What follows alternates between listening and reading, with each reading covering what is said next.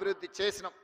బేగంపేటలో ఉన్న ఎయిర్పోర్టును శంషాబాద్లో అంతర్జాతీయ ప్రమాణాలతో నిర్మించి అంతర్జాతీయ ఎయిర్పోర్టును తేవడం కాబట్టే ఈరోజు ఐటీ కంపెనీలు, ఫార్మా కంపెనీలు, రియల్ ఎస్టేట్ కంపెనీలు మన నగరానికి వచ్చినాయి.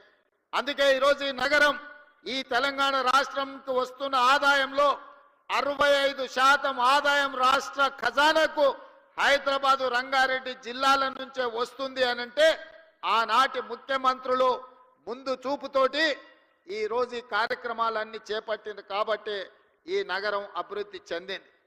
మరి మిత్రులారా, ఈరోజు మీరు ఆలోచన చేయండి. గతం గొప్పగా ఉంది, గతంలో చేసిన వాళ్ళు బాగా చేసిరు, కానీ ఇది సరిపోదు. భవిష్యత్ తరాలకు ఇంకా అద్భుతమైన నగరాన్ని అందించాలంటే ఫ్యూచర్ సిటీని నిర్మించాల్సిన పరిస్థితి వచ్చింది. ఒకనాడు ఇన్నర్ రింగ్ రోడ్ వేసినాం, ఆ తర్వాత ఔటర్ రింగ్ రోడ్ వేసినాం.